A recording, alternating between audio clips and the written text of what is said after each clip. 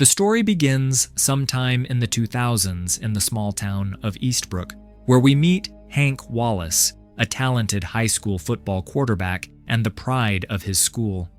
Life seemed perfect for Hank. He was dating Stacy, a girl drawn more to wealth and fame than to true love.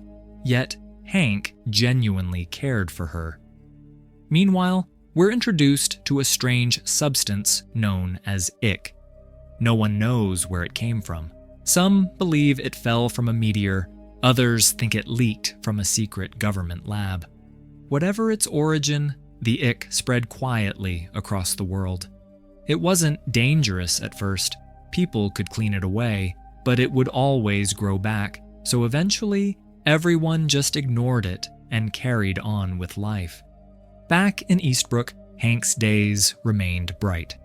On prom night, he even encouraged Stacy to dance with an Asian classmate who was standing alone, simply because Hank felt sorry for the guy. Everything seemed fine until a big game changed Hank's life. During the match, he broke his leg, possibly because of the strange ick, though he'd also been drinking the night before. That same night, Hank saw Stacy with the Asian boy, Ted Kim, and his world collapsed. His sports career ended, and Stacy left him, chasing the wealth and status Ted could offer. Hank's troubles piled up. He ended up working as a cashier in a superstore while Stacy married Ted, who was now successful and wealthy. Not long after, Hank's father, who owned a small bar, died of a heart attack, leaving Hank completely alone. The string of failures pushed Hank into heavy drinking.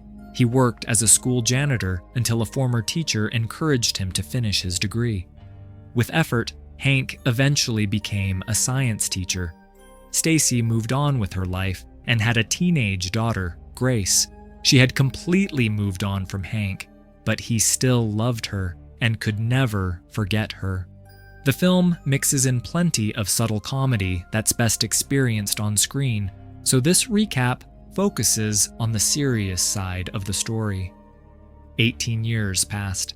Social media ruled a new generation, and Hank settled into a quiet routine. Grace, now one of his students, often reminded him of Stacy whenever he saw her in class. Meanwhile, the mysterious ick continued to spread worldwide. People were increasingly uneasy, and politicians even tried to use the ick as a tool to win elections.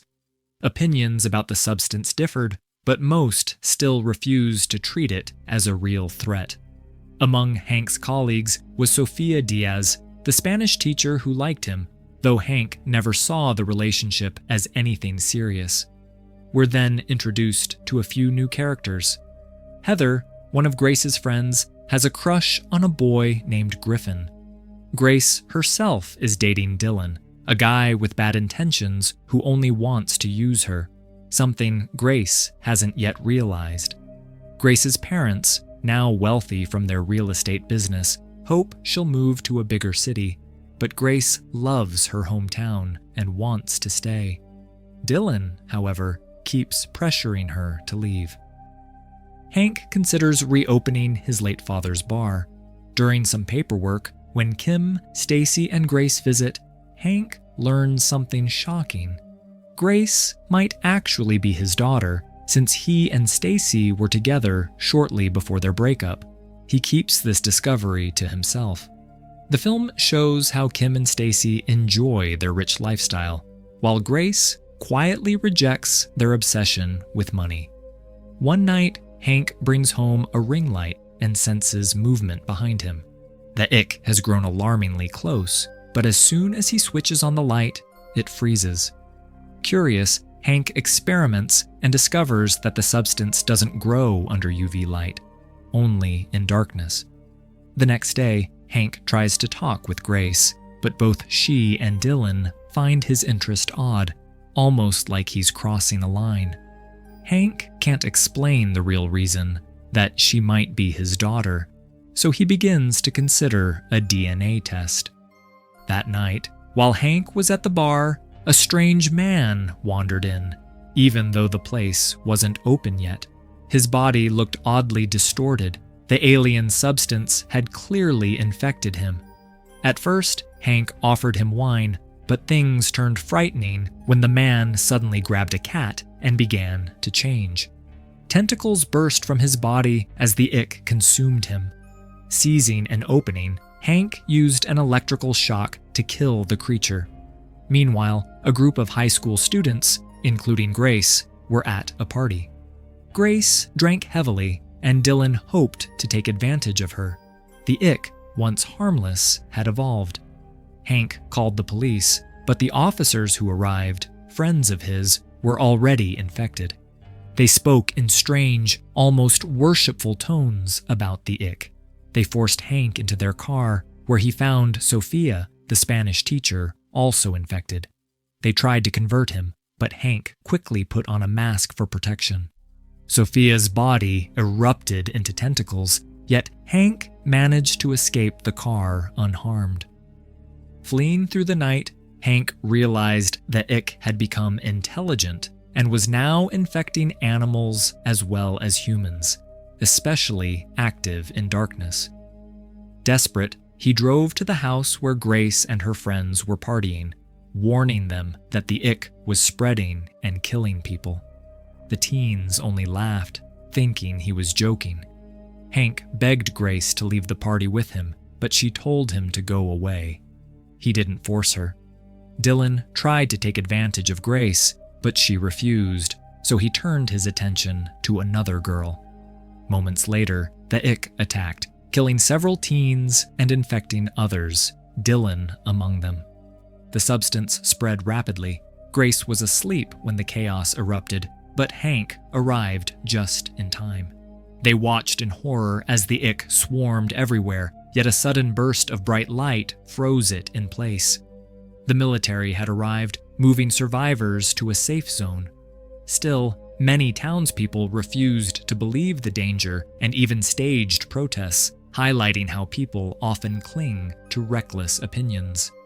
The military struggled to contain the threat. Hank suggested using UV light, but Dr. Althea dismissed him, explaining that the government already knew UV light was the Ick's weakness. They simply lacked the power to deploy it widely. By morning, everything looked calm, but many who had been infected overnight now appeared normal. Grace noticed Dylan acting strangely. Once eager to leave town, he suddenly insisted he never wanted to go. As night fell, Dylan grew violent and attacked Grace. Hank arrived just in time, throwing Dylan from the car and telling Grace to escape. Grace initially wanted nothing to do with Hank, but darkness gave the Ick new strength. It even invaded Hank's car engine. During their frantic getaway, an accident flipped the car, trapping them inside while the alien substance grew rapidly outside. Inside the wreck, Grace found an old photo of her mother in Hank's car and realized why he kept risking his life to protect her. He might be her father. The revelation left her stunned, unsure whether to believe it. As the Ick tried to break into the overturned car, Hank and Grace set a fire to hold it back. Grace called her cousin, whose car had strong lights, and together they escaped safely. The next morning, everything seemed calm again. Grace, however, was determined to learn the truth about whether Hank was really her father. Back at the bar, Hank thought he saw his late father, but it was only an illusion created by the Ick, trying to lure him into infection. Hank refused to be trapped. Meanwhile, Grace met Dylan, who appeared normal and apologized for the previous night. Hank arranged to meet Stacy on the school playground, hoping for a clear answer about Grace's parentage. Stacy avoided giving a straight response. As the sun set, the Ick suddenly rose from the ground and ended her life. Heartbroken, Hank even considered ending his own life, but a fallen net accidentally saved him. That night was prom night. Teens filled the dance floor while Hank wrapped himself in lights and stepped outside. On the way, he ran into Kim, warning him to leave, but Kim ignored the danger and was killed by the Ick. Hank rushes to the school, now under full attack.